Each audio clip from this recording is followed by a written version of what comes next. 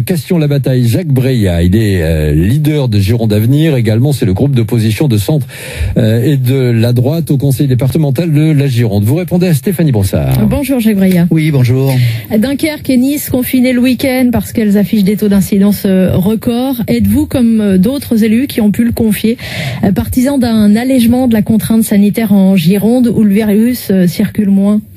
Je suis partisan de la prise en compte des réalités locales sur ces confinements et surtout partisan de l'écoute des élus locaux qui sont au terrain et qui peuvent, dans un dialogue fructueux avec l'État, peut-être effectivement amener les services de l'État à alléger un certain nombre de mesures. Ce qui n'est toujours pas le cas, cette écoute, cet échange ? Si l'échange a lieu, mais on est évidemment dans une situation critique. Il faut à la fois prendre en compte les conditions et le respect sanitaire d'un certain nombre de règles nationales, et on le comprend bien. Mais je crois que ça n'exclut pas l'application fine de ces règles au local en fonction des circonstances. Au nom du moral des Français, il faut faire quelque chose dans des départements comme la Gironde où le virus est moins virulent. C'est un des arguments que vous avancez ?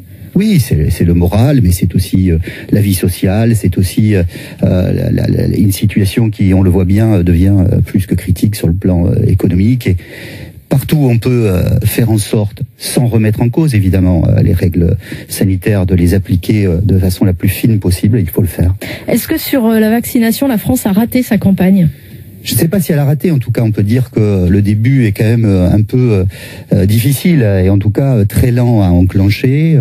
J'ai moi-même dans le Libournais fait le constat avec simplement 2 centres de vaccination à Libourne aujourd'hui, un qui devrait ouvrir prochainement à Sainte-Foy, de la lenteur à se mettre en place pour pouvoir vacciner de façon la plus large possible. Ça n'est pas dû à la déficience ou au manque d'engagement des collectivités territoriales, parce que pour être très clair, nous sommes prêts. Nous sommes prêts. À Castillon, nous sommes prêts. À Sainte-Foy, on est prêts. À Rozan, on est prêts. À Coutras aussi. Mais on voit que le problème majeur, c'est le problème d'approvisionnement logistique. Les professionnels de santé sont tous mobilisés sur nos territoires. On a tous les jours des professionnels de santé qui nous sollicitent pour pouvoir enfin entrer dans l'action. Mais encore faut-il avoir les doses de vaccins nécessaires pour pouvoir le faire. Qu'est-ce que vous dites à vos administrés qui s'en inquiètent justement, ou qui n'ont pas forcément de voiture pour aller jusqu'à Libourne ? Alors vous savez que moi je suis sur un territoire où effectivement les problèmes de mobilité sont grands, donc on peut les inviter évidemment à prendre le TER pour aller à Libourne, mais quand il s'agit de personnes âgées, elles ont parfois aussi des difficultés de mobilité. Donc la situation critique, on a interpellé le sous-préfet et on essaye de faire en sorte surtout que le plus rapidement possible, on puisse mettre en place un centre de vaccination local. Je crois que c'est ça l'enjeu pour nous. Sur le dépistage, la métropole de Bordeaux avec l'ARS hier a mis en place un Covid mobile pour aller au-devant de la population. C'était une bonne idée ? Oui, je pense que c'était une bonne idée sur laquelle les collectivités pourraient aussi concourir avec les services de l'État pour mettre en place tout ce qui favorise la mobilité et pourrait rapprocher en fait les... C'est logique que ce soit d'abord sur la métropole de Bordeaux ? C'est logique, vous savez, il y a une densité ici, effectivement, qui est forte. On peut aussi s'interroger, bien sûr, vous avez raison de le faire, parce que la métropole est quand même bien dotée en transport public. Et moi, je pense qu'il faudrait peut-être, sur ces dispositifs, favoriser aussi l'émergence de cette mobilité sur les territoires ruraux, qui, on le sait, sont beaucoup plus difficiles à utiliser pour les défauts de transport public qui sont les nôtres. On a des carences plus importantes que sur la métropole, donc il faudrait sans doute le faire, mais je note qu'un certain nombre de collègues de territoires ruraux se mobilisent aussi, donc j'ai bon espoir qu'on puisse le faire. France Bleu Gironde, 7h50, l'invité de France Bleu Matin, Jacques Breillat, le maire de Castillon-la-Bataille, avec Stéphanie Brossard. Venons-en aux élections départementales qui auront lieu en juin, comme ça a été annoncé il y a quelques semaines maintenant. Vous êtes le chef de l'opposition de la droite et du centre au département depuis 2015. Vous repartez en campagne, vous l'avez pas annoncé officiellement ? Non, je l'ai pas annoncé officiellement, mais je repars en campagne, donc je l'annonce ce matin officiellement. Voilà, et je suis en train de constituer partout, canton après canton, de façon la plus méthodique possible, les meilleurs binômes possibles, puisque vous savez que c'est une élection binomale, donc un homme, une femme, plus 2 remplaçants. Canton par canton, on est en train de faire ce travail. Quel bilan faites-vous de l'action de Jean-Luc Glaise, l'actuel président du département ?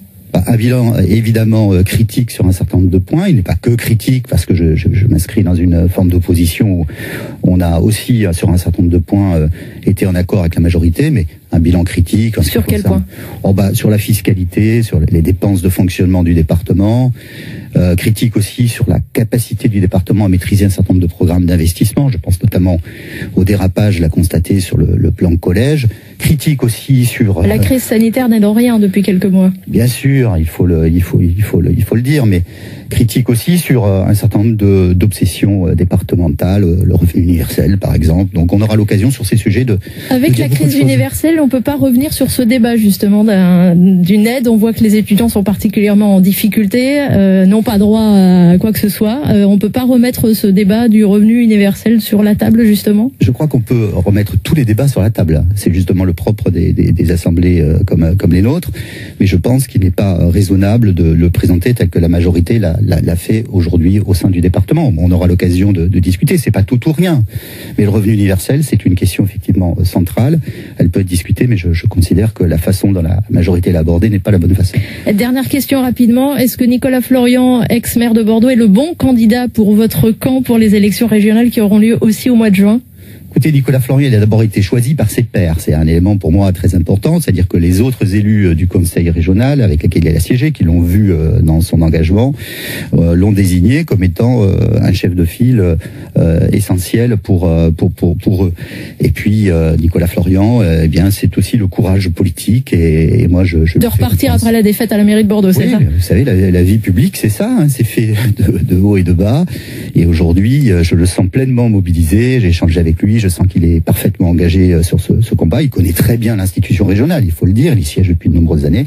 Donc je lui fais confiance. Merci beaucoup Jacques Breillat d'avoir été notre invité ce matin. Maire de Castillon-la-Bataille, leader de l'opposition au conseil départemental de la Gironde. Merci à vous, bonne journée. Merci à vous.